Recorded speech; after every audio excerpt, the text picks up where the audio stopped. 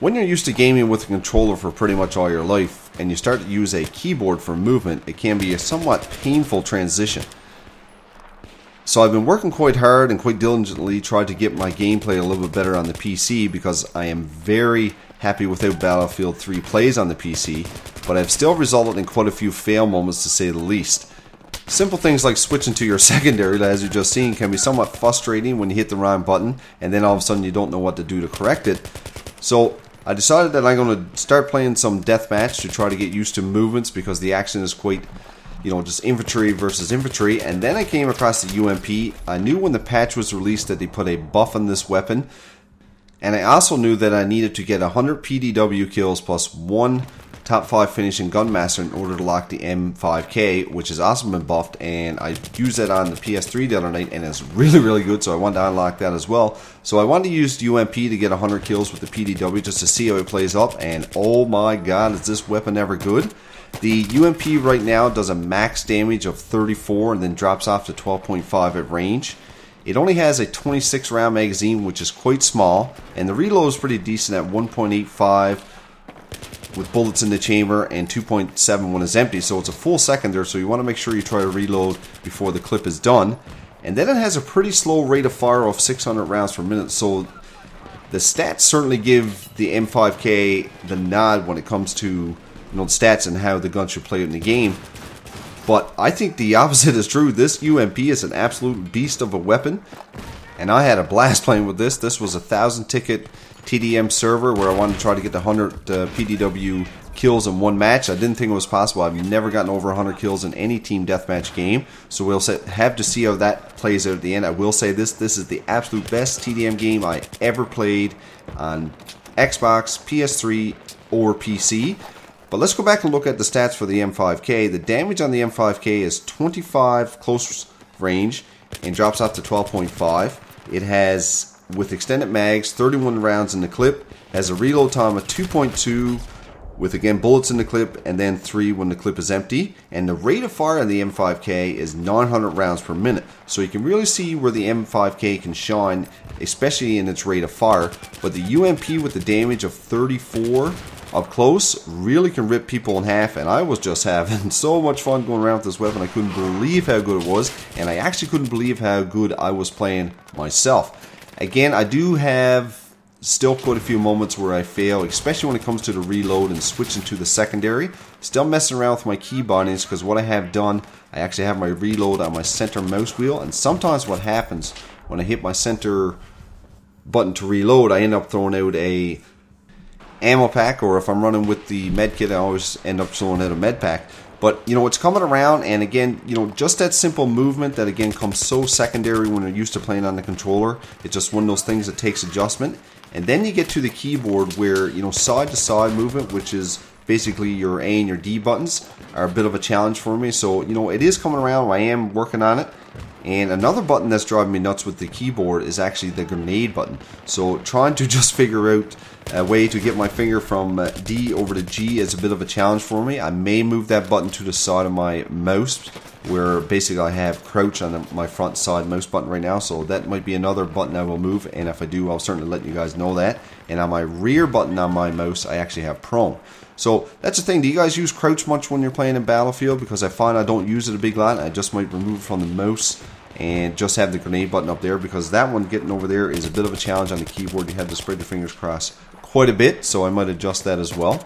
But back to the gameplay. As you can see, as I'm going through and unlocking things with the weapon, I wanted to really figure out the best kind of layout or customization for the weapon.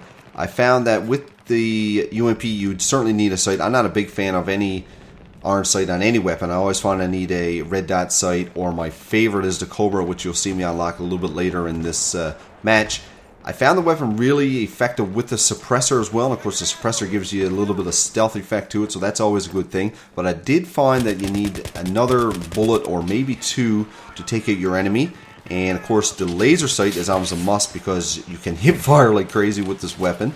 I don't know if you guys have used the UMP, but I'd certainly love to hear your feedback on what you guys are using for a loadout on the gun, because I will be using this gun a little bit more. You don't want to put yourself at a disadvantage when you're in TDM, especially on a map like Nose Air, as I like to call it. where the action is pretty up close, and I can really see this gun being effective in the close quarter maps as well, because you know you'll see a lot of people with the MTAR and the M5K. And that's the thing when you're starting over, when you move from a console and you pick up a new system and you have to start to unlock things again, it can be a real challenge trying to figure out what you want to unlock first. I know Armored Kill is coming out, well, today is Monday, tomorrow's Tuesday, it's coming out tomorrow evening. And right now, going into that, I know from playing it on the PS3 that you will be an engineer pretty much predominantly the whole time you're playing Armored Kill because of the amount of vehicles that are in it. So I really need to work on my engineer kit to find a weapon and a layout that works for me on that. Right now, basically all I have is the AK-74U, which is a fantastic weapon, but I feel I'm a little bit behind the 8 ball when it comes to people that have the G36, because that weapon's had a buff as well and is playing out really well. So trying to figure out what kit and what loadout you want to unlock or become your go-to kit, because I always like to have one or two kits that I call my go-to kit. I know the M416 right now is pretty much my medic kit because that's playing out really well, and I also use the AEK on PC. Right now for the support kit, I am loving this UMP, so I'm going to be using that quite a bit until I actually do get the top 5 in the Gun Master. Then of course I want to get the M5K done. And with the engineer kit, I really want that G36. So just leave some feedback about what are your top 3 weapons. To be honest with you, I don't snipe, so I don't really consider or see myself putting much time and effort into unlocking things for that kit, except for the things that I need to help my team out, because there are some certain gadgets in that you do need to help people out. But again, for me it's the M416 right now. For the engineer kit, it's the G36C, and right now, obviously the UMP, as I just previously mentioned. Having a loadout that you like to go to, I think, really helps you out in Battlefield, and that can be the struggle for new players coming into Battlefield 3, especially right now where the game's been out for 10 months. And it's been a struggle for me too, getting into PC gaming, where everybody I go up against has a loadout that they have, rank 100 stars with the M16A3 or whatever the case might be. It can be a real challenge for new players to try to break into it and be effective. And I think for the first few games that was a challenge that I was having. It was a combination of not being able to move the way I wanted to, because I did expect that, of course, but I didn't think it was going to be so difficult as what it has turned out to be. And the challenge going forward for me is trying to get kits that I'm comfortable with, and when shit starts to hit the fan, you can always say, well, I'm going to this kit because I know I can do well with it. And I think that's an important fact of any FPS, is having a comfortable kit that you can really turn to. And as you can tell with this video, the UMP works very well for me, so you will be seeing me play with this for a little bit. Some people might say it's OP. I don't consider that. The damage of 34 is a bit high, and it was quite a buff. I'm sure you'll see it probably nerf back a little bit, but for right now, it's a great weapon to use. If you haven't tried it, make sure you do and unlock things for it.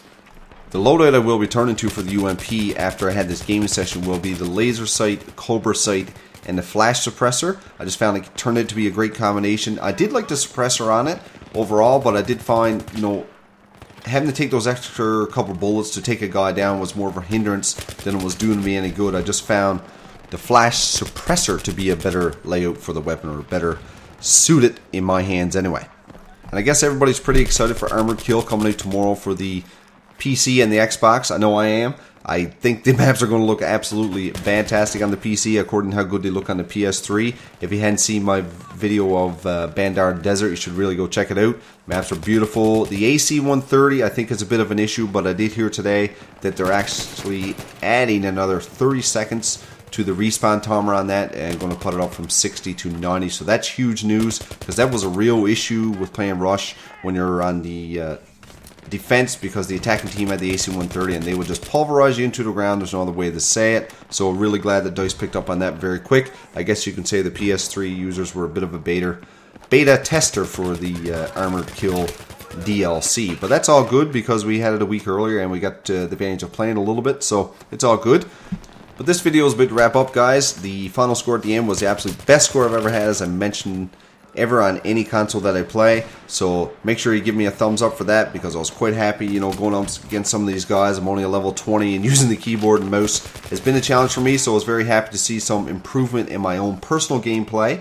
So you guys be seeing a lot more videos from me, as you can tell lately. My new PC is rendering them out as fast as I mind to be able to make them, so that's all good. We're moving into the fall of the year. I got a lot more time on my hands now that the summer season is over, at least where I live anyway. But hope you guys enjoy this. Again, please remember to rate the video.